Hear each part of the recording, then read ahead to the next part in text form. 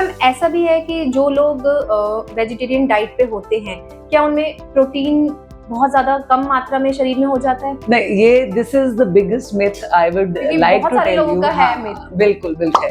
तो ऐसा बिल्कुल भी नहीं है कि उसमें प्रोटीन पार्ट कम होता है। पहले नॉन वेजिटेरियन डाइट बहुत ज्यादा लेते थे, लेकिन अब वो अपना ट्रेंड चेंज करके वेजिटेरियन डाइट पे आ गए हैं। तो क्या वेजिटेरियन डाइट में ज्यादा न्यूट्रिशन वैल्यू होती है? अगर आप देखो, हमारे जो दो कैनाइन्स हैं, भगवान ने हमें जो कॉर्नर वाले दो दांत दिए, ये एनिमल्स की तरह नहीं है, you know, non veg foods खाने वाले नहीं है। तो जब हम रोजाना की डाइट में pulses, legumes, paneer, milk and milk products लेते हैं, नट्स एंड सीड्स लेते हैं, तो आपकी डाइट कंप्लीटली बैलेंस हो जाती है और प्रोटीन कंटेंट काफी मात्रा में मिल जाता है इवन वेजिटेरियंस को। हेलो नमस्कार, आप जुड़ चुके हैं कपिला द क्रिएटर के साथ और मैं आज जो आई हूँ वहाँ पे हमारे साथ मौजूद है डाइटिशियन शिवाली मल्होत्रा। जी हाँ, आपको बता दें कि ये जो मंथ सितंबर मंथ चल रहा है, ये न्यूट्रिशन मंथ चल रहा है और इसी के रिगार्डिंग हमारी आज की वीडियो होने वाली है और इससे जुड़ी बहुत सारी बातें हम मैम से जानने वाले हैं। तो हेलो मैम, आपका बहुत बहुत स्वागत है। Thank you so much Kapila.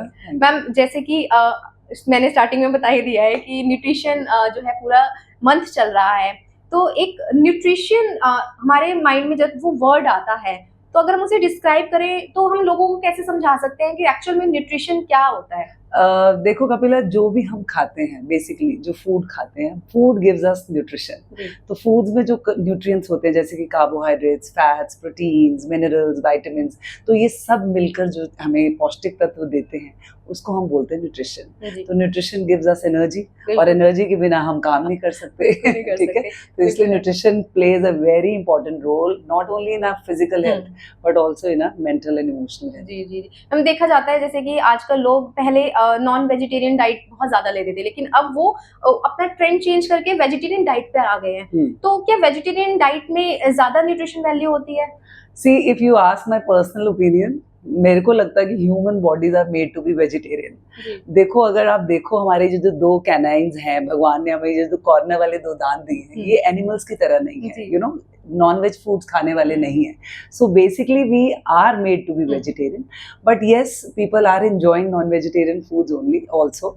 But आजकल की लेटेस्ट रिसर्चेस ये बताती हैं कि जो नॉन वेज फूड्स होते हैं, they are too much rich in saturated fats, sodium content बहुत हाई होता है, तो वो हमारे को प्रोन बना देते हैं काफी डिजीजेस के, जैसे कि कार्डियक डिजीजेस हो गई, हाइपरटेंशन हो गई, डायबिटीज, किडनी डिजीजेस, इवन कई तरह के कैंसर्स, कोलोन और पैनक्रियाटिक कैंसर, ये भी उन लोगों में ज्यादा पाया गया जो too much of non veg foods की कंजम्पशन करते हैं। मैम, लाइक जैसे देखा जाता है कि पनीर आजकल हर किसी का एक डाइट में होता ही होता है, वो एक प्रोपोर्शन लेते ही है। तो कौन सा पनीर ज्यादा बेनिफिट देता है हमारी बॉडी को? जैसे मार्केट में सोया पनीर भी है और जो व्हाइट पनीर आता है नॉर्मल वाला, तो कौन सा ज्यादा बेनिफिट देता है? सो if you ask me, benefit point of view से टोफू को हम बेटर इसलिए कहते हैं बिकॉज आजकल लोग बहुत कैलोरी कॉन्शियस हो गए। जी ma'am. So tofu is low in calories, low in fat, high in fibre, protein part इसमें बहुत हाई है। और टोफू का एक बेनिफिट और होता है कि जो लैक्टोज इंटॉलरेंट लोग हैं, जिनको नहीं हजम कर सकते दूसरा पनीर, उनके लिए ये बहुत बढ़िया है। तो टोफू वीगन लोगों के लिए भी बहुत अच्छा है। आजकल कुछ लोग बिल्कुल वीगन डाइट पे चले जाते हैं, जिन्होंने एनिमल प्रोडक्ट्स लेनी नहीं होती, तो वो पनीर नॉर्मल नहीं खा सकते, इसलिए वो टोफू ले सकते हैं। क्या ये इसको हम कुक भी कर सकते हैं? टोफू हम यूजुअली सैलेड फॉर्म में बोलते हैं कि कुक्ड वेजिटेबल्स को सॉटे करके you can put raw tofu in that, मतलब ग्रिल कर सकते हैं, but too much of deep frying we don't advise, grill कर सकते हैं। ओके, तो कितना जो है ये टोफू और पनीर भी अगर हम ले रहे हैं तो एक दिन में कितना कंज्यूम करना? Basically if you ask me, paneer की नॉर्मली कंजम्पशन हम 100 ग्राम के करीब हम पर डे एक नॉर्मल अडल्ट पर्सन कर सकता है, और this will approximately gives you around 18 to 20 grams of protein and 300 calories के करीब इसमें से आपको कैलोरीज आ जाती हैं अगर आप 100 ग्राम पनीर लेते हो।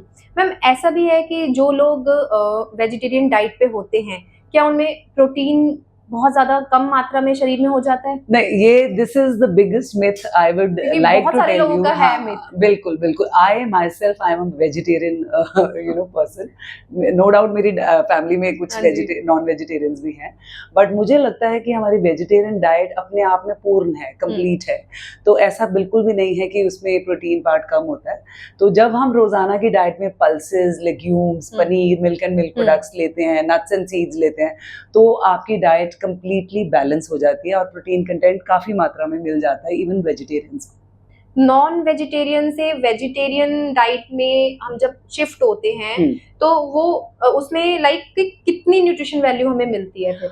मैंने आपको पहले भी बोला कि नॉन वेजिटेरियन डाइट्स और vegetarian diets if we try to compare, fibre part of view से हमारा हम वेजिटेरियन डाइट्स को बेटर कंसिडर करते हैं बिकॉज जो फाइबर है that plays a very important role in a diet. तो वो हमारे बॉडी में जाके गुड गट बैक्टीरियाज बनाते हैं और वो आपको बीमारियों से बचाते हैं। But non vegetarian diet no doubt even प्रोटीशन आपको न्यूट्रिशन दे रही होगी बट वो आपको प्रोन बनाती है टुवर्ड्स सो मेनी डिजीजेस। तो अब choice is yours, you need to be selected. देखा जाता है कि जो लोग जिम जाते हैं बहुत ज्यादा एक्सरसाइज करते हैं वो बेसिकली नॉन वेजिटेरियन डाइट पे ही रहते हैं। ये भी मैं मिथ है, नहीं हमारे वेजिटेरियन डाइट में वो सारी चीजें नहीं मिलेगी। मुझे ये लगता है and I would like to tell you all that knowledge is power.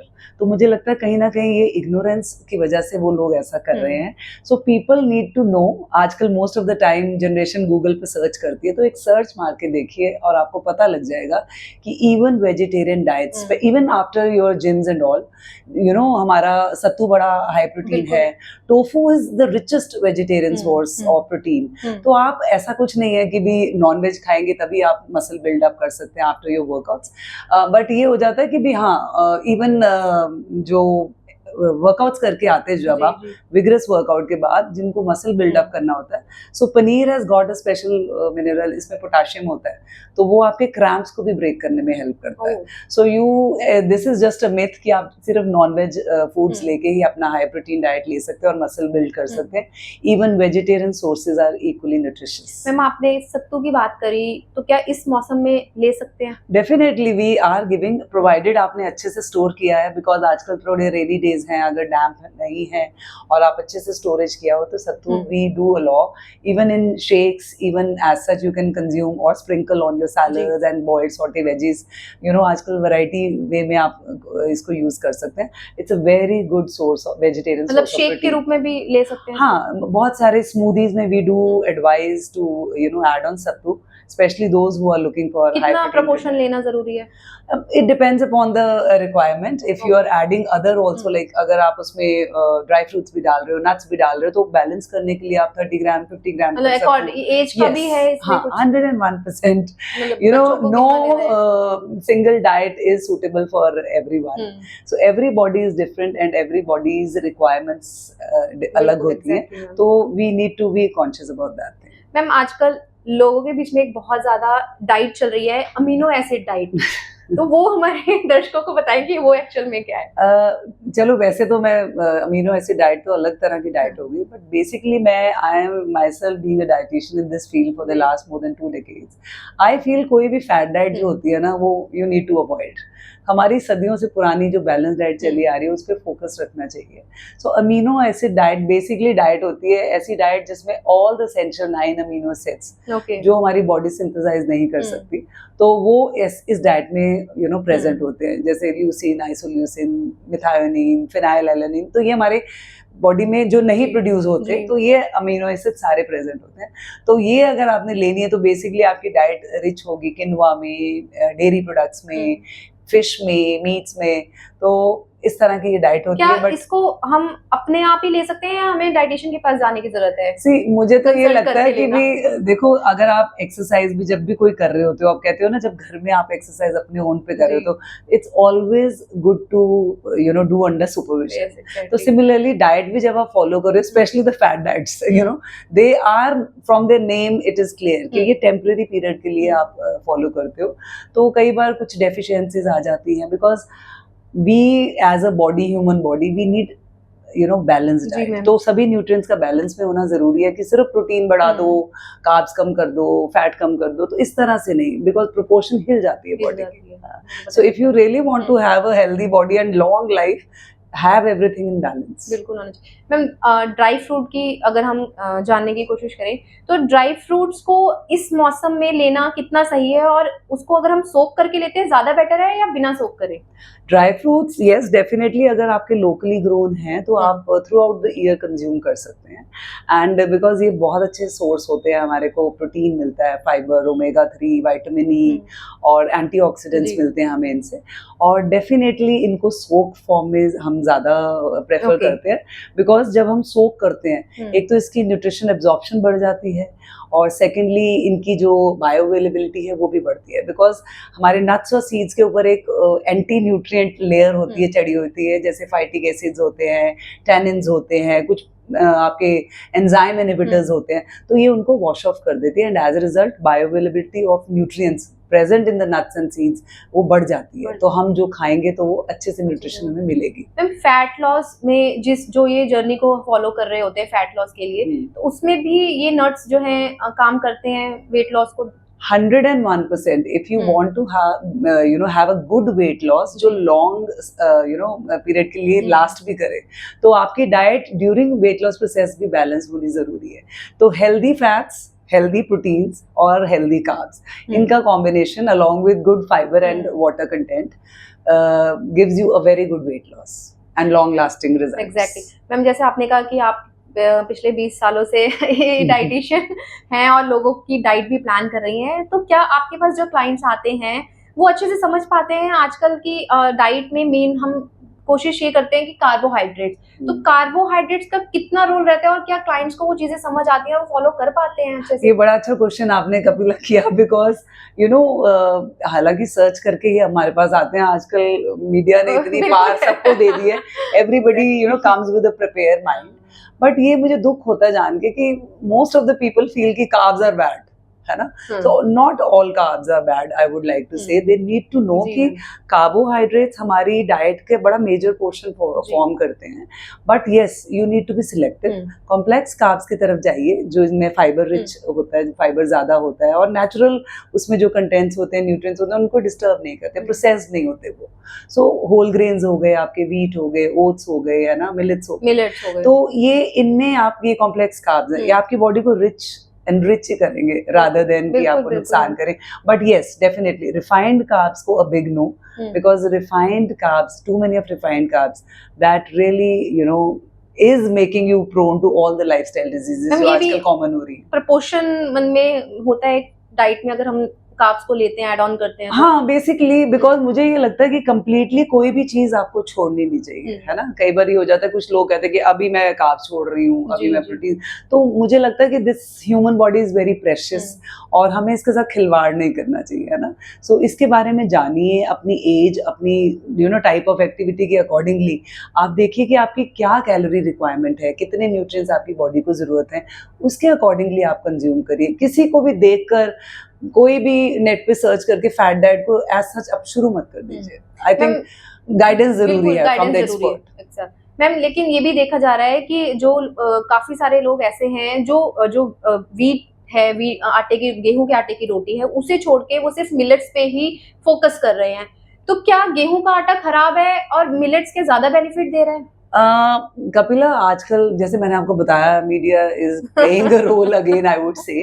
देखो, लोगों को ये जानना जरूरी है कि हर डाइट सबके लिए नहीं है ना? So if somebody is coeliac, उसको प्रॉब्लम है कि ग्लूटेन एलर्जी है, तो उसको हम ग्लूटेन बंद कर देते हैं। If somebody is having some allergy और इनएबिलिटी टू डाइजेस्ट व्हीट और ग्लूटेन, तो उन केसेस में हम इनको बंद करते हैं। बट मुझे लगता है कि नॉर्मली हमारा जो डाइट है उसमें ग्लूटेन अगर नहीं हम लेते, कि स्टेपल फूड है हमारा पंजाबी का खास करके, परांठे, फुल्का, तो अगर आप इसको कंप्लीटली ऑफ कर देंगे तो you will see that your body is going to give you a side effect which will be lasting, और आपको वो सिग्नल्स देने लग जाएगा बॉडी, जैसे कि सपोज हम पेट्रोल वाली गाड़ी में डीजल डाल दें तो it will start giving you jerks. सही बात है। तो इसीलिए हमारी स्टेपल डाइट वीट होने के नाते कंप्लीटली वीट को मत छोड़िए, बट यस डेफिनेटली मिलेट्स हमारे आजकल हम पावर फूड्स, सुपर फूड्स के रूप में जानते हैं। They are power packed, with nutrition. वापस आ रही है वो सारी चीजें। हाँ, ये हमारे ट्रेडिशनल आइटम्स हैं, ये कोई नई नहीं है, बट अपनी स्टेपल डाइट को ना छोड़ते हुए उसके साथ आप ऐड कर सकते हो, जैसे सीजन के अकॉर्डिंगली बाजरा विंटर्स में, रागी या ज्वार विंटर्स में, रागी या बाजरा समर्स में। तो एक मील में कभी रागी ले लिया, एक में कनक ले लिया।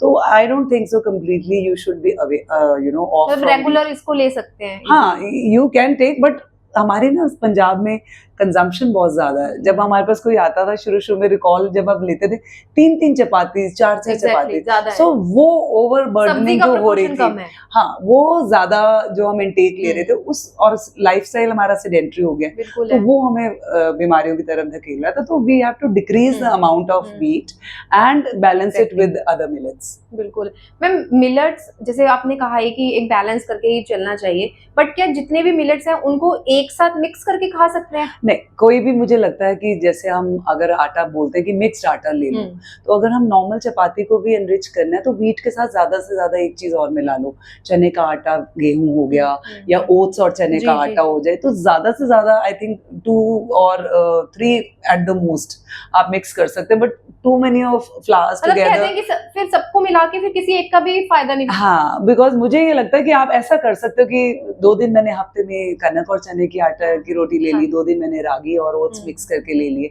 तो इस तरह से just don't try to mix too many of them together. Ma'am, सब्जियों की बात करें तो क्या जो सब्जियां हैं जब उन्हें पका लेते हैं तो क्या उनकी न्यूट्रिशन वैल्यू खत्म हो जाती है या कम हो जाती है? ऐसा नहीं है कि Kapila over cooking is bad, I would से, बिकॉज कुछ वेजिटेबल्स ऐसी हैं जिनको हम रॉ नहीं खा सकते हैं, तो उनको कुक करना तो जरूरी होता है। बट येस, डेफिनेटली कुछ न्यूट्रिएंट्स हमारे कुकिंग से किल होते हैं, इसीलिए हम we always advise that in your daily diets कुछ रॉ फॉर्म में वेजिटेबल्स लीजिए, जैसे सैलड्स को आप ले रहे हो, या कुछ सब्जियां ऐसी हैं जो हम कच्ची ले सकते हैं, जैसे गाजर हो गई, है ना। तो इन जो सब्जियां हम रॉ में ले सकते हैं उनको जरूर ट्राई करिए, आप इनकॉर्पोरेट करिए अपनी रूटीन डाइट्स में, एंड बाकी तो जो कुक वाली है वो उनको हम खा ही सकते हैं।